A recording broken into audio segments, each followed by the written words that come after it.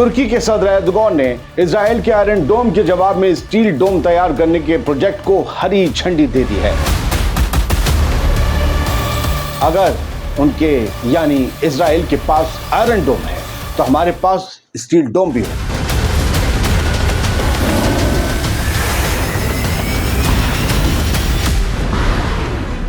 Middle east इस वक्त भारी टेंशन से गुजर रहा है। एक तरफ इजराइल है और दूसरी तरफ है फलस्तीन, जिसके साथ ईरान, तुर्की समेत कई मुस्लिम देश हैं। तुर्की को इजराइल से निजी खतरा भी है। प्रेसिडेंट रजब तैयब एर्दोगान पहले ही इजराइल से तिजारती ताल्लुकात खत्म कर चुके हैं। माना जाता है कि इजराइल और तुर्की के बीच फ्यूचर में एक जंग तय है, इसीलिए तुर्की इसकी तैयारी में जुट गया है। इजराइल के आयरन डोम का जवाब देने के लिए तुर्की नया हथियार तैयार कर रहा है।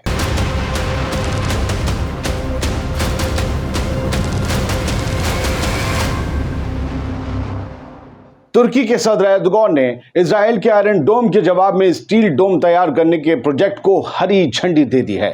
ये एक बेहद खतरनाक और multi layered air defence system होगा, जिसकी पूरी डिटेल्स हम आपको आगे देंगे। लेकिन उससे पहले तुर्की के एयर डिफेंस और बाकी मिलिट्री ताकत की तस्वीरों के साथ आप एर्दोगान का वो बयान जान लीजिए, सुन लीजिए, जो बहुत अहम है। लेकिन आगे बढ़ने से पहले अपने व्यूअर से मैं एक बात कहना चाहूँगा कि किसी के एजेंडे के तहत किसी दूसरे मुस्लिम ममालिक को गाली देने से पहले ज़रा ये सोचिएगा कि कहीं आपको बांटा तो नहीं जा रहा, कहीं किसी के एजेंडा या प्रोपेगेंडा का आप शिकार तो नहीं बन रहे।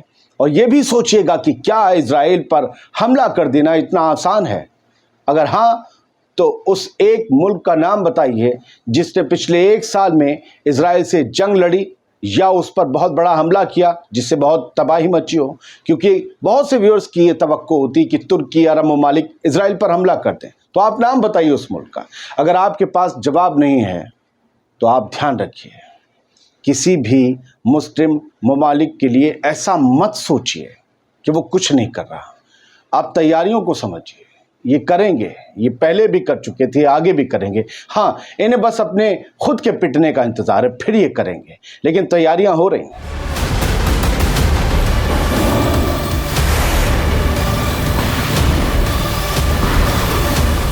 और मैंने जो कहा कि आप किसी को गाली मत दीजिए, उसकी वजह यह है कि प्रैक्टिकली हर एक मुद्दे को, हर एक मुल्क की तरक्की को, किसी मसले को फ़लस्तीन से नहीं जोड़ा जा सकता, हर एक चुप्पी को फ़लस्तीन से नहीं जोड़ा जा सकता। इसके कई रीज़न होते हैं। अनादोलू की एक रिपोर्ट के मुताबिक तुर्की के सदर रजब तैयब एर्दोगान ने सैटरडे को कहा, इसी 31 अगस्त को, कि तुर्की अपने स्टील डोम एयर डिफेंस सिस्टम प्रोजेक्ट को अंजाम देगा, पूरा करेगा। रजब तैयब एर्दोगान ने कहा कि उम्मीद है हम अपने स्टील डोम प्रोजेक्ट को इसके सभी कंपोनेंट्स के साथ पूरा करेंगे। अगर उनके यानी इजराइल के पास आयरन डोम है तो हमारे पास स्टील डोम भी होगा। ये एर्दोगान ने कहा कि इजराइल के पास आयरन डोम है तो हमारे पास स्टील डोम भी होगा, यानी कंपटीशन और कॉन्फ्लिक्ट इजराइल से है। एर्दोगान ने कहा कि स्टील डोम ये श्योर करेगा कि हमारे लेयर्ड एयर डिफेंस सिस्टम्स और हमारे सभी सेंसर और हथियार एक दूसरे के साथ इंटीग्रेशन में काम करें। यानी इसका मतलब ये है कि कोई पहला एयर डिफेंस सिस्टम नहीं होगा जो तुर्की हासिल करेगा, उनके पास पहले से हैं और ये सारे मिलकर एक कंपोनेंट की तरह काम करें, एक सिस्टम की तरह काम करें, ये एर्दोगान चाहते हैं। एर्दोगान ने अनमैन्ड एरियल व्हीकल टेक्नोलॉजी यानी कि ड्रोन्स के मामले में तुर्की की बढ़ती प्रमुखता पर जोर दिया। उन्होंने कहा कि ड्रोन्स में हमने जो तेजी हासिल की है उससे न सिर्फ हमारे दोस्त और भाईचारे वाले मुल्क बल्कि पूरी दुनिया जलन और हसद की नज़र से देख रही है। तुर्की के ड्रोन काफ़ी मशहूर और घातक साबित हो रहे हैं। तुर्की के सदर ने अपनी मिलिट्री कैपेबिलिटीज़ को, अपनी सैन्य क्षमताओं को बढ़ाने के लिए तुर्की की प्रतिबद्धता को दोहराते हुए कहा कि हम मिसाइलों से लेकर एयर डिफेंस सिस्टम्स तक हमारी एयरफोर्स को जो कुछ भी चाहिए उसका प्रोडक्शन करेंगे, उसे डेवलप करेंगे और उसे ख़रीद कर लाने का काम करेंगे अगर हम ना बना पाए। और हम जल्द ही स्टील डोम बनाकर दुनिया में झूठे ढोल बजाने वालों को आईना दिखाने जा रहे हैं। यानी पूरा इशारा इजराइल की तरफ था। दोस्तों, स्टील डोम सिर्फ एक सिस्टम नहीं है बल्कि सिस्टम की एक प्रणाली है जिसमें तुर्की की डिफेंस सेक्टर की दिग्गज कंपनियों जैसे कि एसेलसन, रॉकेटसन और MKE की तरफ से डेवलप्ड कई स्वदेशी तकनीकों को एकीकृत किया गया है एक साथ। स्टील डोम 4 परतों में बटा होगा। बहुत कम दूरी यानी कि 1 से 10 किलोमीटर तक इसमें कोरकोड गोकबर्ग और सुंगो जैसे सिस्टम शामिल हैं। कम दूरी यानी कि 5 से 10 किलोमीटर, इसमें हैरिक्स, हिसार A+ और गोक डेमिल शामिल हैं। मिडिल रेंज यानी 10 से 15 किलोमीटर की रेंज में इसमें कलकन 1, कलकन 2 और हिसार O+ का इस्तेमाल किया जाता है। और लंबी दूरी में इस एयर डिफेंस में क्या होता है, मिसाइल होती है ना लगी हुई, जो जाती है दुश्मन के ड्रोन को, एयरक्राफ्ट को मार गिराती है, अपनी तरफ आ रहे खतरे को खत्म करती है।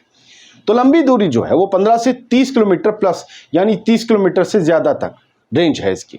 इसमें सिपर सिस्टम का इस्तेमाल किया जाता है जिसकी रेंज 100 किलोमीटर तक जा सकती है। फिलहाल तो तुर्की ने स्टील डोम बनाने का जो ऐलान किया है और पूरी वैरायटी बता दी है, उसे पता चलता है कि तुर्की का एयर डिफेंस सिस्टम और मजबूत होने जा रहा है। और उससे होगा क्या, अगर फ्यूचर में एक जंग हुई इजराइल से नहीं किसी और से, तो इस जंग में हमला ही नहीं करना होगा, बचाव भी करना होगा। और उस बचाव के लिए तुर्की के पास एक मजबूत एयर डिफेंस सिस्टम मौजूद होगा। शुक्रिया, सलामत रहिए। दुनिया टुडे को कर लीजिए सब्सक्राइब अगर ना किया हो, और आदिल खान आज़ाद का आदाब कबूल कीजिए। यहाँ पर स्टोरीज मिलेंगी विजुअल्स के साथ और रिसर्च के साथ।